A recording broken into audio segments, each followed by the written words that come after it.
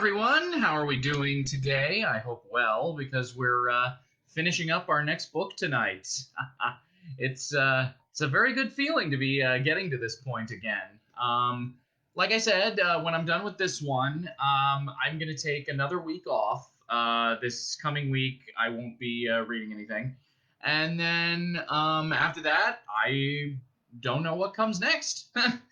We'll see. I would like to continue it for as long as the library is still semi-closed. We're moving to curbside service, obviously, but it's not quite the same, and I kind of want people to enjoy and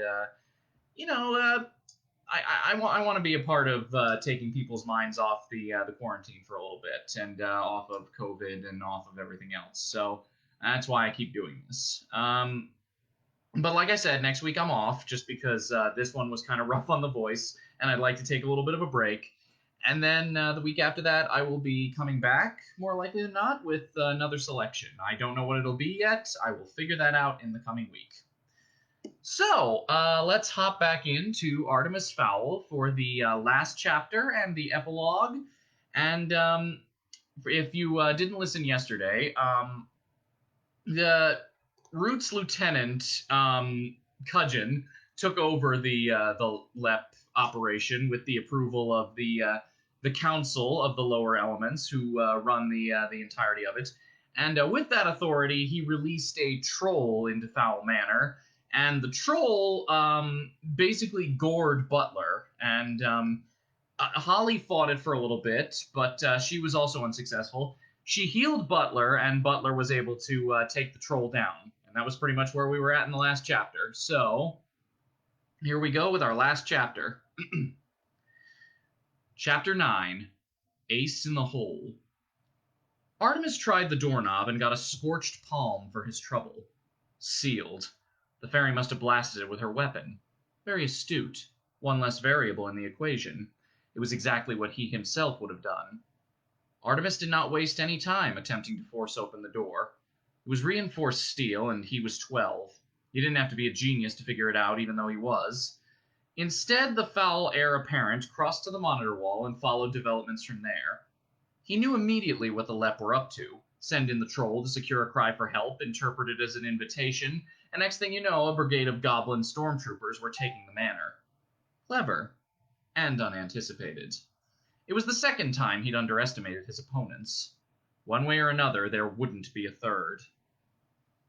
As the drama below unfolded on the monitors, Artemis's emotions jumped from terror to pride. Butler had done it. Defeated the troll, and without a single plea for aid passing his lips. Watching the display, Artemis appreciated fully, perhaps for the first time, the service provided by the Butler family. Artemis activated the tri-band radio, broadcasting on revolving frequencies. Commander Root, you are monitoring all channels, I presume? For a few moments, nothing but white noise emanated from the micro speakers. Then Artemis heard the sharp click of a mic button.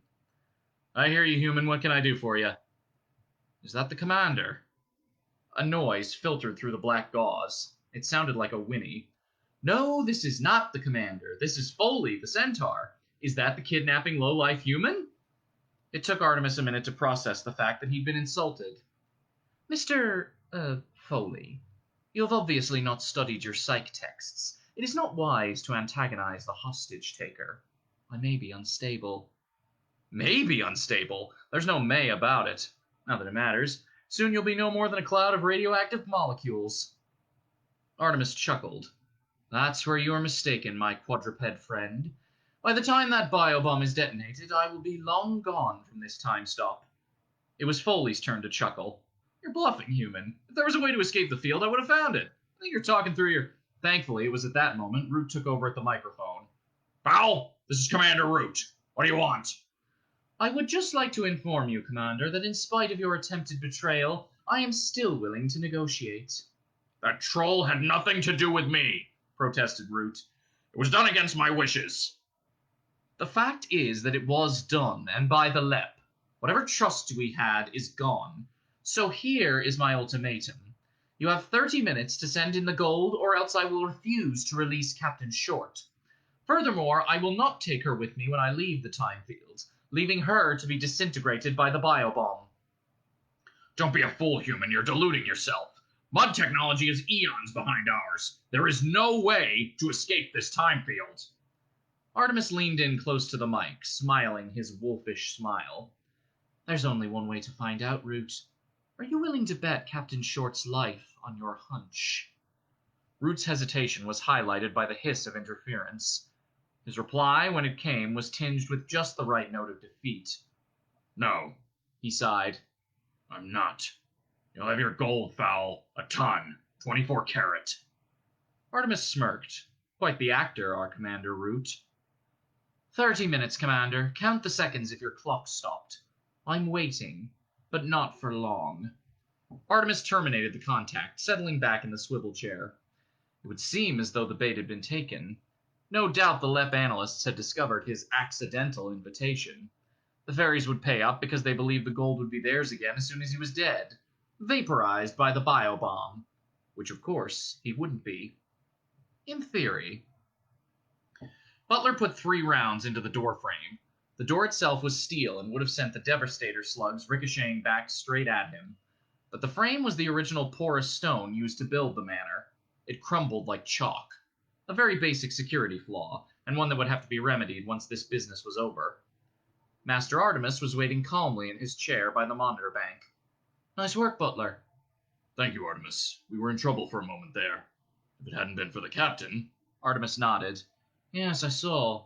Healing. One of the fairy arts. I wonder why she did it. I wonder, too, said Butler softly. We certainly didn't deserve it. Artemis glanced up sharply. Keep the faith, old friend. The end is in sight. Butler nodded. He even attempted a smile. But even though there were plenty of teeth in the grin, there was no heart. In less than an hour, Captain Short will be back with her people, and we will have sufficient funds to relaunch some of our more tasteful enterprises. I know. It's just... Artemis didn't have to ask. He knew exactly what Butler was feeling. The fairy had saved both their lives, and yet he insisted on holding her to ransom. To a man of honor like Butler, this was almost more than he could bear. The negotiations are over. One way or another, she will be returned to her kind. No harm will befall Captain Short. You have my word. And Juliet? Yes? Is there any danger to my sister? No danger. The fairies are just going to give us this gold and walk away. Artemis snorted gently. No, not exactly. They're going to biobomb Fowl Manor the second Captain Short is clear. Butler took a breath to speak, but he hesitated. Obviously there was more to the plan. Master Fowl would tell him what he needed to know. So instead of quizzing his employer, he made a simple statement. I trust you, Artemis. Yes, replied the boy, the weight of that trust etched on his brow. I know. Cudgeon was doing what politicians did best, trying to duck responsibility. Your officer helped the humans, he blurted, mustering as much indignation as possible. The entire operation was proceeding exactly as planned until your female attacked our deputy. Deputy, chortled Foley. Now the troll's a deputy. Yes, he is, and that human made mincemeat of him. This entire situation could be wrapped up if it wasn't for your department's incompetence. Ordinarily, Root would have blown his top at this point, but he knew that Cudgeon was grasping at straws, desperately trying to save his career. So the commander just smiled. Hey, Foley. Yes, Commander? Did we get the troll assault on disc? The centaur heaved a dramatic sigh. No, sir, we ran out of discs just before the troll went in. What a pity. Real shame. Those discs could have been invaluable to acting Commander Cudgeon at his hearing. Cudgeon's cool went out the window. Give me those discs, Julius! I know they're in there! This is blatant obstruction! You're the only one guilty of obstruction around here, Cudgeon. Using this affair to further your own career. Cudgeon's face took on a hue to match Root's own. The situation was slipping away from him, and he knew it. Even Chick's Verbal and the other sprites were sidling out from behind their leader. I am still in charge here, Julius, so hand over those discs or I will have you detained. Oh, really? You and whose army? For a second, Cudgeon's face glowed with the old pomposity. It evaporated the moment he noticed the conspicuous lack of officers at his shoulders. That's right, snickered Foley. You ain't acting commander anymore. The call came through from below. You got an appointment with the council, and I don't think it's to offer you a seat. It was probably Foley's grin that drove Cudgeon over the edge. Give me those discs! He roared, pinning Foley to the operation shuttle. Root was tempted to let them wrestle for a while, but now wasn't the time to indulge himself. Naughty, naughty, he said, pointing his index finger at Cudgeon. No one beats Foley but me. Foley paled. Careful with that finger, you're still wearing the... Root's thumb accidentally brushed his knuckle, opening a tiny gas valve. The released gas propelled a tranquilized dart through the latex fingertip and straight into Cudgeon's neck. The acting commander, soon to be private, sank like a stone. Foley rubbed his neck. Nice shot, Commander. I don't know what you're talking about. Total accident. I forgot all about the fake finger. There are several precedents, I believe. Oh, absolutely. Unfortunately, Cudgeon will be unconscious for several hours. By the time he awakens, all the excitement will be over. Shame. Root allowed himself a fleeting grin. Then it was back to business. Is the gold here? Yep, they just inserted it. Good. He called to Cudgeon's sheepish troops. Get it loaded on a hover trolley and send it in. Any trouble or I'll feed you your wings. Understood? No one actually replied, but it was understood. No doubt about it. Good. Now hop to it. Root disappeared into the operation shuttle, Foley clopping behind him. The commander shut the door firmly. Is it armed? The Centaur flicked a few important-looking switches on the main console. It is now. I want it launched as soon as possible. He glanced through the laser-proof refractor glass. We're down to minutes here. I see sunlight poking through. Foley bent to his keyboard in earnest. The magic is breaking up. In 15 minutes, we're going to be in the middle of overground daytime. The neutrino streams are losing their integrity.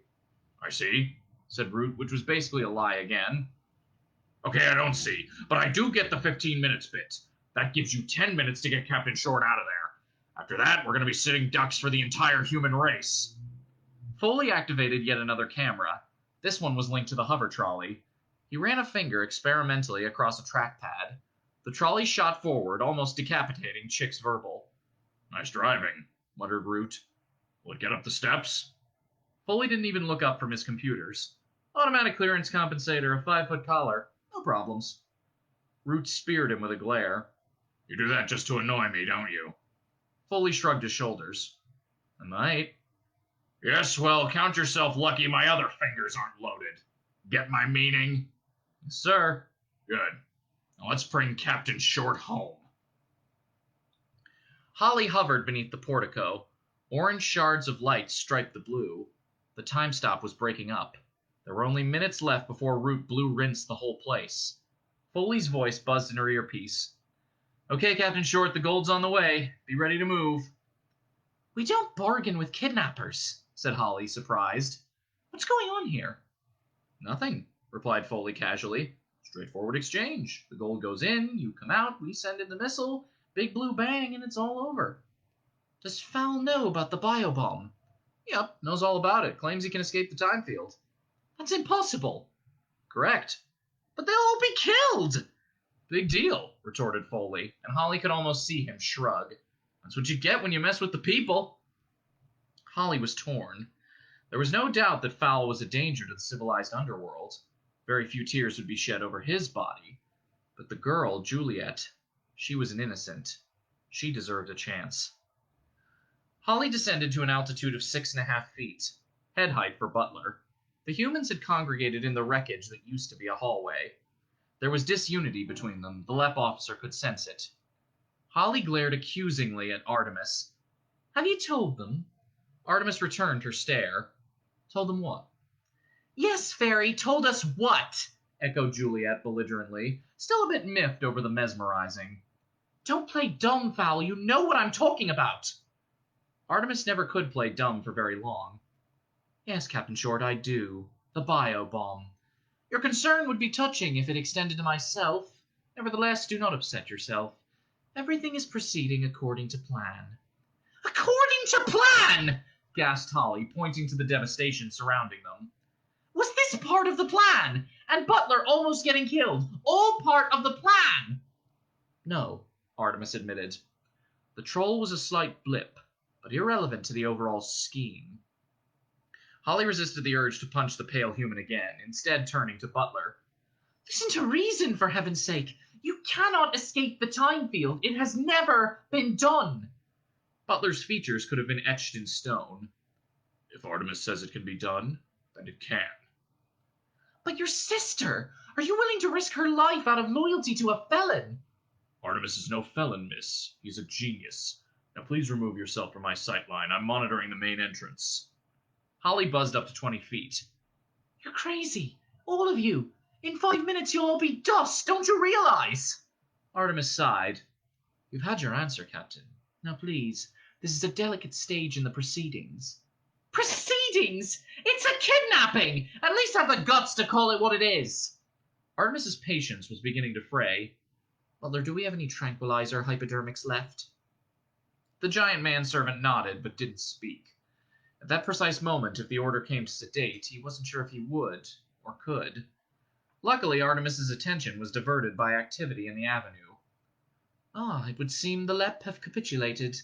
Butler, supervise the delivery, but stay alert. Our fairy friends are not above trickery. You're a fine one to talk, muttered Holly. Butler hurried to the demolished doorway, checking the load and catch on his Sig Sauer 9mm. He was almost grateful for some military activity to distract him from his dilemma. In situations like these, training took over. There was no room for sentiment. A fine haze of dust still hung in the air. Butler squinted through it into the avenue beyond. The fairy filters rigged over his eyes revealed that there were no warm bodies approaching. There was, however, a large trolley seemingly driving itself up to the front door. It was floating on a cushion of shimmering air. Doubtless Master Artemis would have understood the physics of this machine. All Butler cared about was whether or not he could disable it. The trolley bumped into the first step. Automatic compensator, my foot! Snorted Root. Yeah, replied Foley.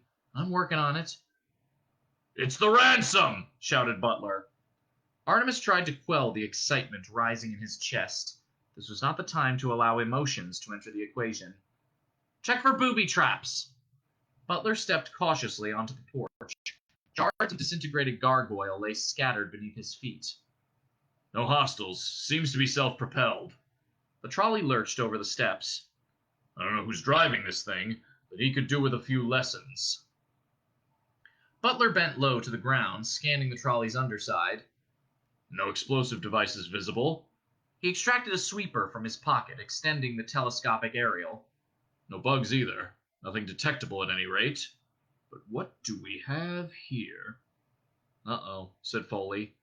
It's a camera. Butler reached in, pulling the fisheye lens out by the cable. Nighty-night, gentlemen. In spite of the load it carried, the trolley responded easily to Butler's touch, gliding across the threshold into the lobby. It stood there, humming softly, as though waiting to be unloaded. Now that the moment had come, Artemis was almost afraid to seize it. It was hard to believe that after all these months, his wicked scheme was minutes away from fruition. Of course, these last few minutes were the vital ones, and the most dangerous. Open it, he said at last, surprised at the tremble in his own voice. It was an irresistible instant. Juliet approached tentatively, spangled eyes wide. Even Holly closed the throttle a notch, dropping until her feet brushed the marble tiling. Butler unzipped the black tarpaulin, dragging it back across the carpet. Nobody said a thing. Artemis imagined that somewhere the 1812 overture was playing. The gold sat there, stacked in shining rows. It seemed to have an aura, a warmth, but also an inherent danger. There were a lot of people willing to die or kill for the unimaginable wealth this gold could bring. Holly was mesmerized. Fairies have an affinity for minerals, they are of the earth, but gold was their favorite. Its luster, its allure. He paid, she breathed. I can't believe it. Neither can I, murmured Artemis. Butler, is it real? Butler hefted a bar from the stack. He dug the tip of a throwing knife into the ingot, gouging out a small sliver.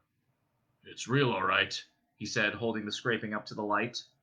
This one, at any rate. Good. Very good. Begin unloading it, would you?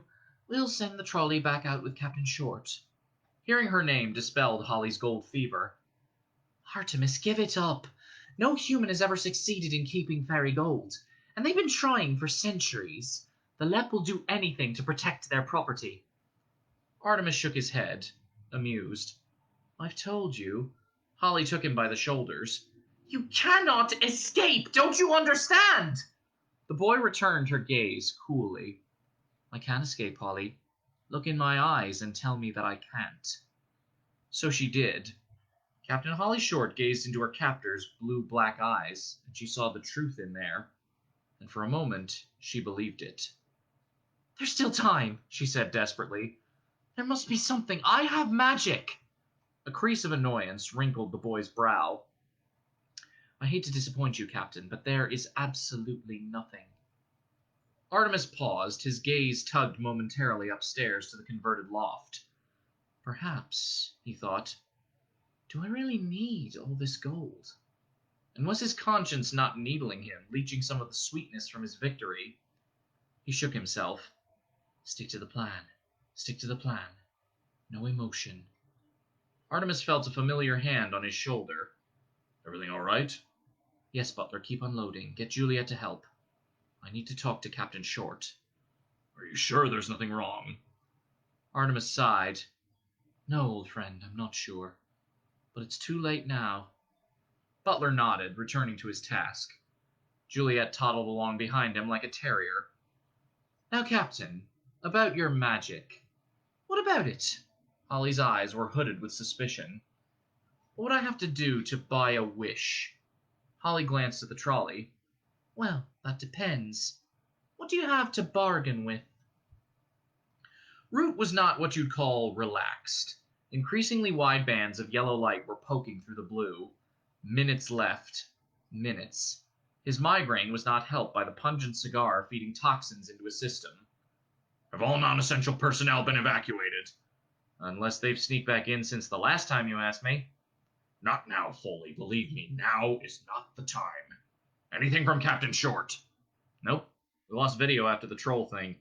I guess the battery is ruptured. I better get that helmet off her ASAP or the radiation will fry her brain. That'd be a pity after all his work.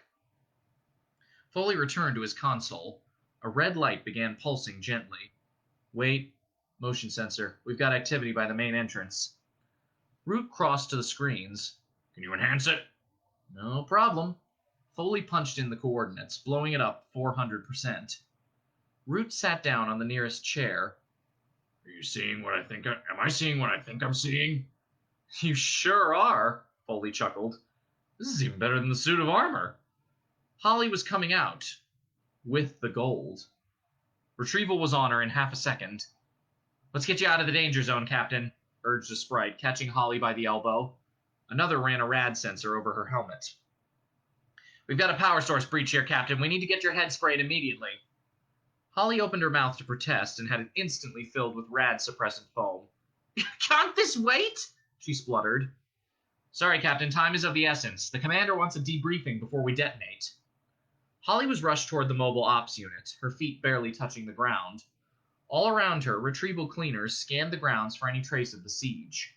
Techies dismantled the field dishes, making ready to pull the plug. Grunts steered the trolley toward the portal. It was imperative that everything be relocated to a safe distance before the biobomb went in. Root was waiting on the steps. Holly, he blurted. Captain. Captain, you made it. Yes, sir. Thank you, sir. And the gold, too. This is a real feather in your cap. Well, not all, Commander. About half, I think. Root nodded. No matter. We'll have the rest soon enough. Holly wiped rad foam from her brow. I've been thinking about that, sir. Hal made a mistake. He never ordered me not to re-enter the house. And seeing as he brought me there in the first place, the invitation still stands. I could go in and mind-wipe the occupants. We could hide the gold in the walls and do another time stop tomorrow night. No, Captain. But, sir, Root's features regained whatever tension they'd lost. No, Captain. The Council is not about to hold off for some kidnapping mudman. It's just not going to happen. I have my orders, and believe me, they're written in stone. Holly trailed Root into the mobile. But the girl, sir, she's an innocent. Casualty of war. She threw a lot in with the wrong side. Nothing can be done for her now. Holly was incredulous. A casualty of war? How can you say that? A life is a life! Root spun sharply, grasping her by the shoulders. You did what you could, Holly, he said. No one could have done more. You even retrieved most of the ransom. You're suffering from what humans call Stockholm Syndrome. You have bonded with your captors. Don't worry, it will pass. But those people in there, they know about us. Nothing can save them now. Foley looked up from his calculations. Not true, technically. Welcome back, by the way. Holly couldn't spare even a second to return the greeting. What do you mean, not true? I'm fine, seeing as you asked. Foley! Shouted Root and Holly in unison. Well, like the book says, if the Mudman gold can gather in spite of magic or fairy glamour, then the gold is his to keep until he lies in eternal sleep. So if he lives, he wins. It's that simple. Not even the council will go against the book. Root scratched his chin. Should I be worried? Foley laughed mirthlessly. No. Neither of those guys are as good as dead. As good as isn't good enough. Is that an order? Affirmative, soldier. I'm not a soldier, said Foley, and pressed the button. Butler was more than a little surprised. You gave it back. Artemis nodded. About half. We still have quite a nest egg. About $15 million at today's market prices. Butler usually wouldn't ask, but this time he had to. Why, Artemis? Can you tell me? I suppose so. The boy smiled. I felt we owed the captain something. For services rendered. Artemis, is that all? Artemis nodded. No need to talk about the wish. It could be perceived as weakness. Said Butler, smarter than he looked. Now we should celebrate, enthused Artemis, deftly changing the subject. Some champagne, I think. The boy strode to the kitchen before Butler's gaze could dissect him. By the time the others caught up, Artemis had already filled 3 glasses with Dom Perignon. I'm a minor, I know, but I'm sure Mother wouldn't mind, just this once. Butler felt that something was afoot. Nevertheless, he took the crystal flute offered to him. Juliet looked at her big brother. Is this okay? I suppose so. He took a breath. You know I love you, don't you, sis? Juliet scowled, something else that the local louts found very endearing. She smacked her brother on the shoulder. You're so emotional for a bodyguard. Butler looked his employer straight in the eye. You want us to drink this, don't you, Artemis? Artemis met his gaze squarely. Yes, Butler, I do. Without another word, Butler drained his glass. Juliet followed suit. The manservant tasted the tranquilizer immediately, and although he would have had ample time to snap Artemis Fowl's neck, he didn't. No need for Juliet to be distressed in her final moments. Artemis watched his friends sink to the floor. A pity to deceive them. But if they had been alerted to the plan, their anxiety could have counteracted the sedative. He gazed at the bubbles swirling in his own glass. Time for the most audacious step in his scheme. With only the barest hint of hesitation, he swallowed the tranquilizer-laced champagne. Artemis waited calmly for the drug to take hold of his system. He didn't have to wait long, since each dose had been calculated according to body weight. As his thoughts began to swirl, it occurred to him that he might never awaken again. It's a bit late for doubts, he chided himself, and sank into unconsciousness. She's away, said Foley, leaning back from the console. It's out of my hands now.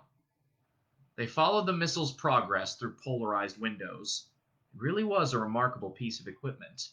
Because its main weapon was light, the fallout could be focused to an exact radius. The radioactive element used in the core was selenium-2, which had a half-life of 14 seconds. This effectively meant that Foley could tune the biobomb to Blue Rint's only Fowl Manor, and not one blade of grass more, plus the building would be radiation-free in under a minute. In the event that a few selenium flares refused to be focused, they would be contained by the time field. Murder made easy. The flight path is pre-programmed, explained Foley, though no one was paying a bit of attention. She'll sail into the lobby and detonate. The casing and firing mechanism are plastic alloy and will completely disintegrate. Clean as a whistle. Root and Holly followed the bomb's arc. As predicted, It swooped through the decimated doorway without knocking so much as a sliver of stone from the medieval walls. Holly switched her attention to the missile's nose cam. For a moment, she caught a glimpse of the grand hallway where she had, until recently, been a prisoner. It was empty. Not a human in sight. Maybe, she thought. Just maybe. Then she looked at Foley and the technology at his fingertips, and she realized that the humans were as good as dead. The biobomb detonated. A blue orb of condensed light crackled and spread, filling every corner of the manor with its deadly rays. Flowers withered, insects shriveled, and fish died in their tanks. Not one cubic millimeter was spared. Artemis Fowl and his cohorts could not have escaped. It was impossible. Holly sighed, turning away from the already dwindling blue rinse. For all his grand designs, Artemis had been a mere mortal in the end. And for some reason, she mourned his passing. Root was more pragmatic. Okay, suit up. Full blackout gear. It's perfectly safe, said Foley. Didn't you ever listen in school? The commander snorted. I trust science about as far as I can throw you, Foley. Radiation has a habit of hanging around when certain scientists have assured us it is dissipated. No one steps outside the unit without blackout gear, so that counts you out, Foley, only bipedal suits. Anyway, I want you on monitors, just in case... In case of what? Wondered Foley, but he didn't comment. Save it for an I told you so later. Root turned to Holly. Are you ready, Captain? Going back in. The idea of identifying 3 cadavers didn't appeal to Holly, but she knew it was her duty. She was the only one with first-hand knowledge of the interior. Yes, sir. On my way. Holly selected a blackout suit from the rack, pulling it on over her jumpsuit. As per training, she checked the gauge before tugging the vulcanized cowl. A dip in pressure would indicate a rip, which could prove fatal in the long term. Root lined up the insertion team at the perimeter. The remains of Retrieval 1 were about as eager to insert themselves into the manor as they would be to juggle Atlantean stink balloons. You're certain the big one is gone? Yes, Captain Kelp, he's gone, one way or another. Trouble wasn't convinced. Because that's one mean human. I think he has magic of his own. Corporal Grubb giggled and got an immediate clip on the ear for himself. He muttered something about telling Mommy and quickly strapped on his helmet. Root felt his complexion redden. Let's move out. Your mission is to locate and recover the bullion. Watch for booby traps. I didn't trust Fowl when he was alive, and I definitely don't trust him now that he's dead. The words booby traps got everyone's attention. The idea of a bouncing Betty anti-personnel mine exploding at head height was enough to dispel any nonchalance in the troops. No one built weapons of cruelty like the Mudmen. As the junior recon officer, Holly was on point. And even though there weren't supposed to be any hostiles in the manor, she found her gun hand automatically straying to the Neutrino 2000. The mansion was eerily quiet, with only the fizzle of the last few selenium flares to alleviate the stillness. Death was there, too, in the silence. The manor was a cradle of death. Holly could smell it. Behind those medieval walls lay the bodies of a million insects, and under its floors the cooling corpses of spiders and mice. They approached the doorway tentatively. Holly swept the area with an X-ray scanner.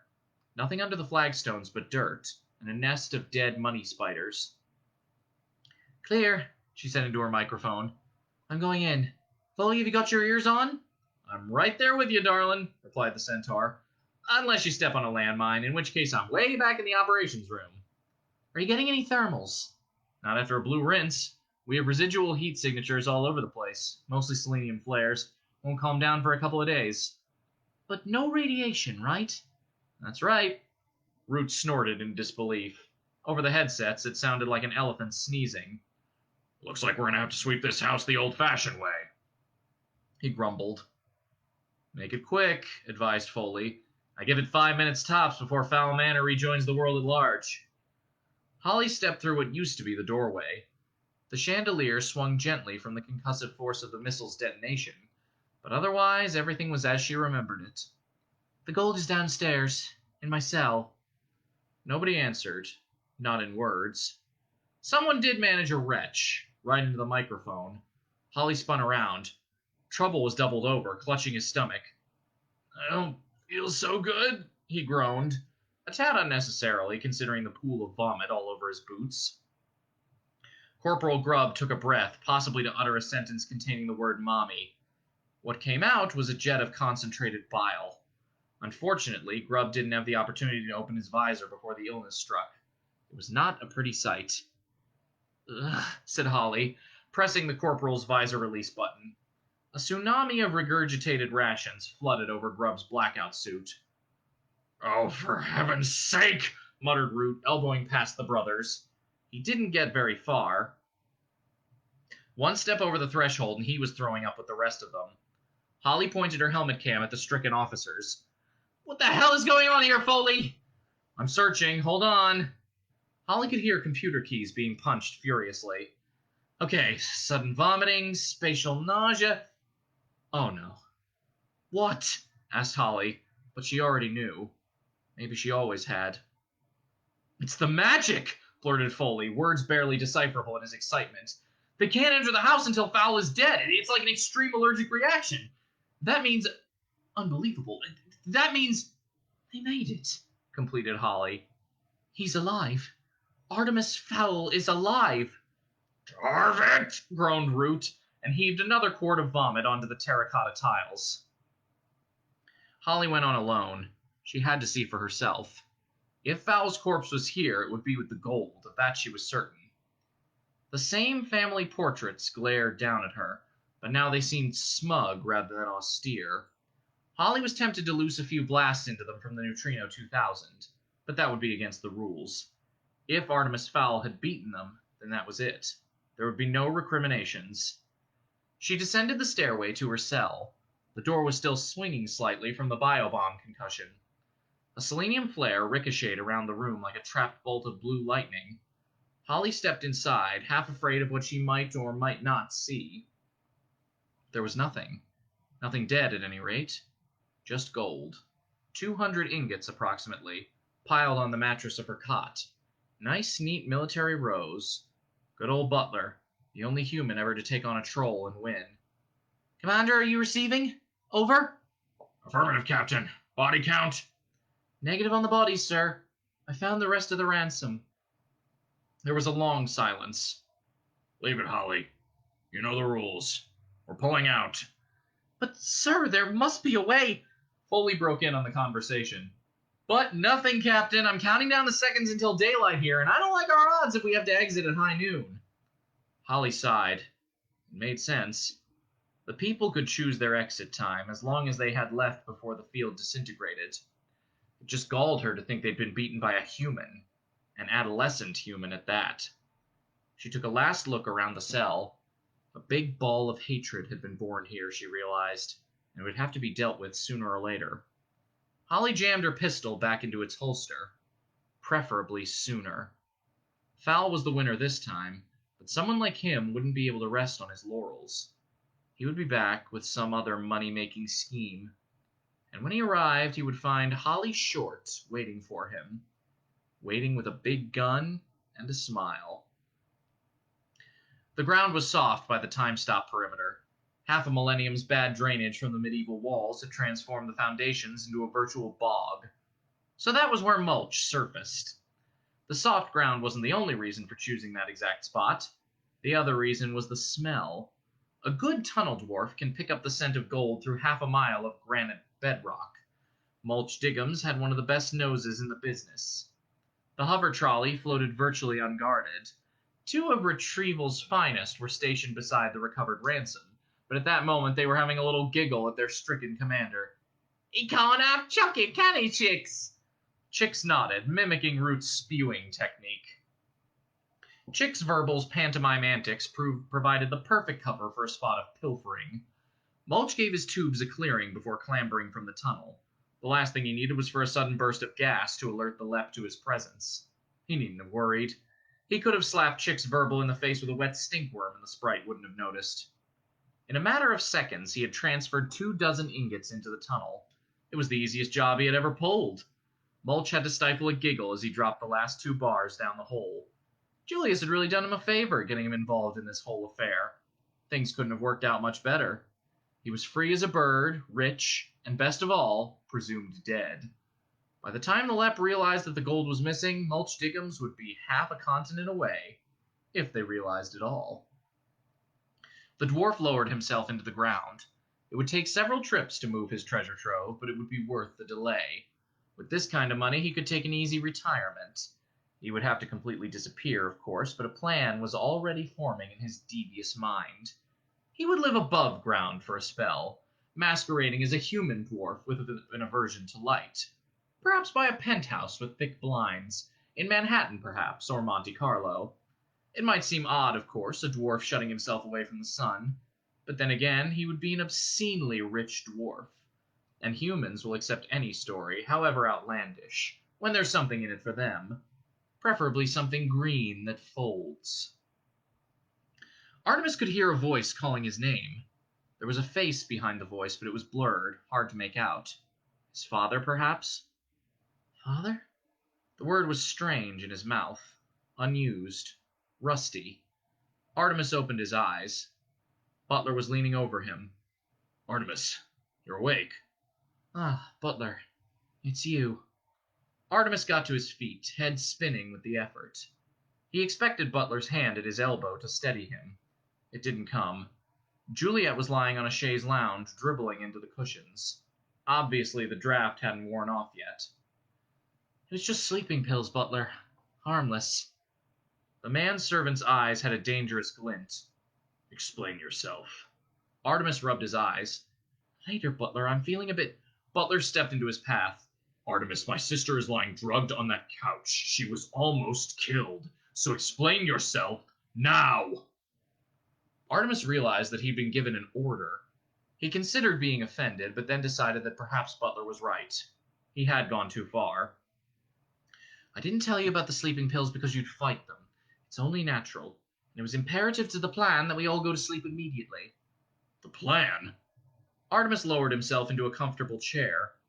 The time field was the key to this whole affair. It's the Lep's ace in the hole. That's what has made them unbeatable for all these years. Any incident can be contained. That and the biobomb make a formidable combination. So why do we have to be drugged?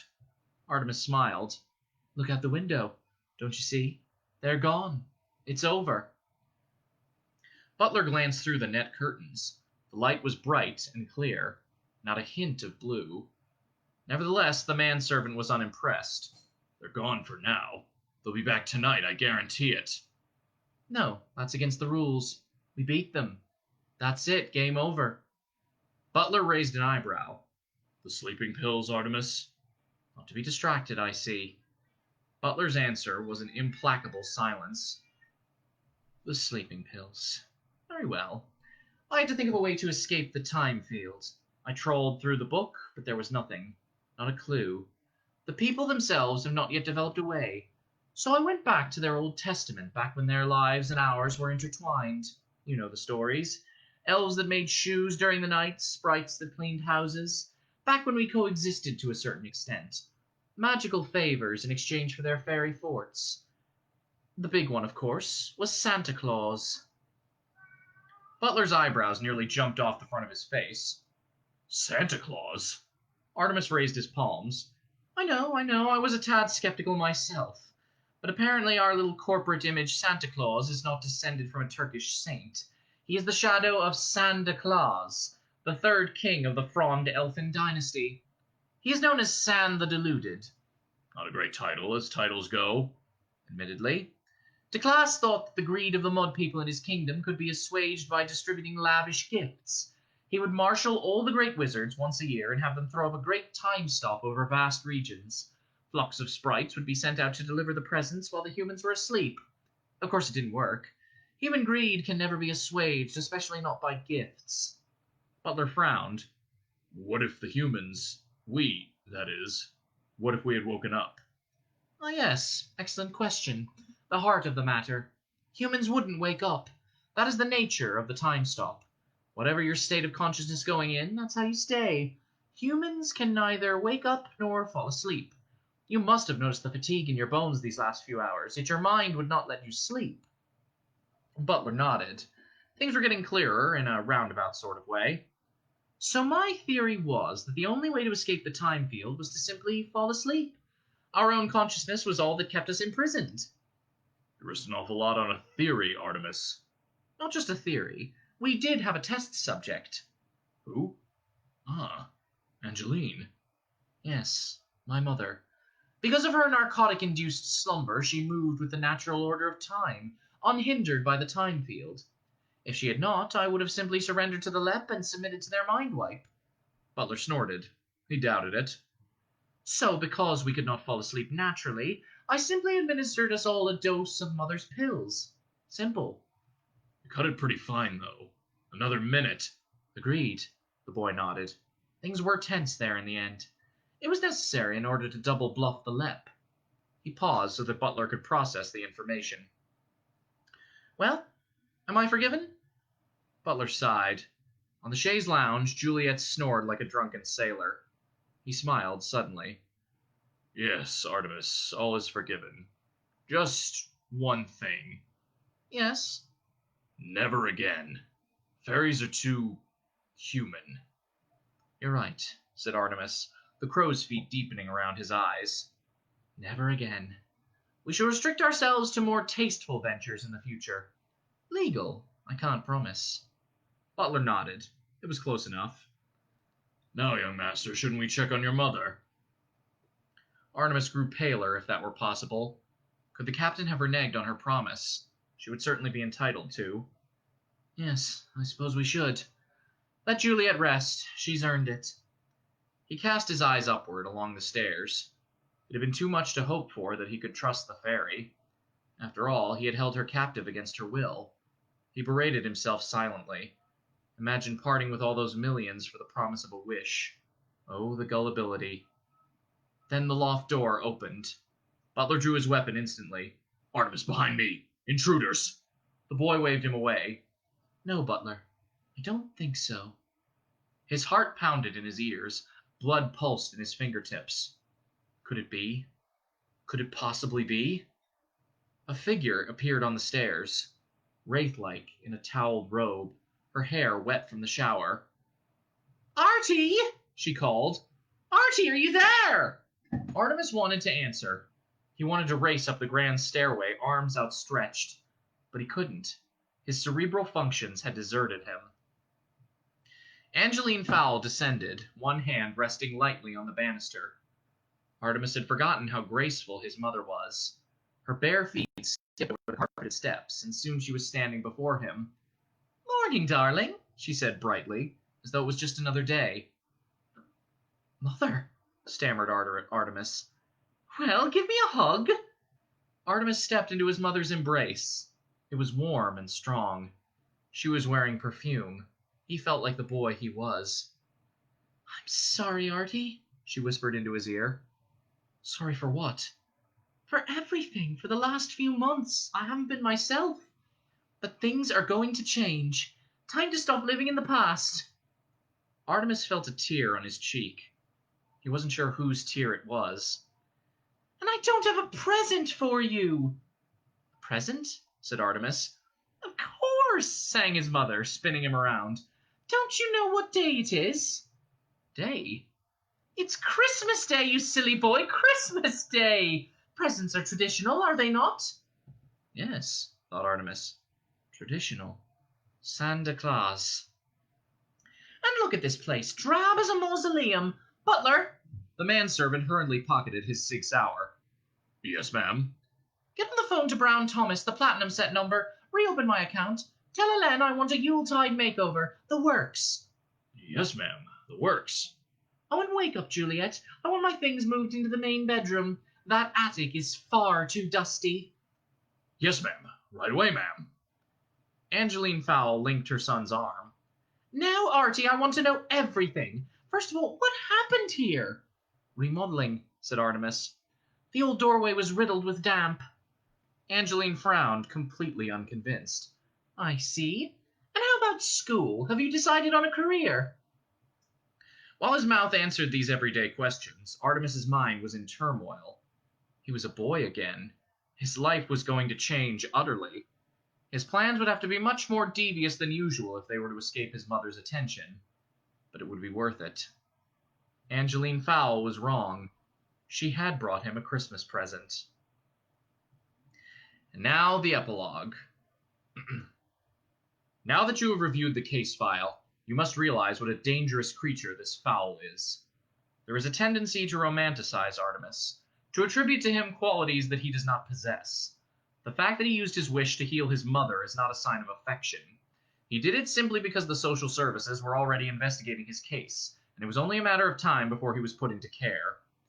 He kept the existence of the people quiet only so that he could continue to exploit them over the years, which he did on several occasions. His one mistake was leaving Captain Short alive. Holly became the LEP's foremost expert in the Artemis Fowl cases, and was invaluable in the fight against the people's most feared enemy. This fight was to continue across several decades. Ironically, the greatest triumph for both protagonists was the time they were forced to cooperate during the Goblin insurgents. But that's another story. Report compiled by Dr. J. Argon, B. Psych, for the LEP Academy files. Details are 94% accurate, 6% unavoidable extrapolation. The end. And there we have it. Another one in the bag. And this was a good one. I hope you guys enjoyed this one, and that you'll come back in about a week for whatever's next. We'll find out, I suppose. All right. So for the last time this week, stay safe, stay healthy, and I hope everybody has a great weekend and a great week coming up. Bye, everyone. We'll see ya.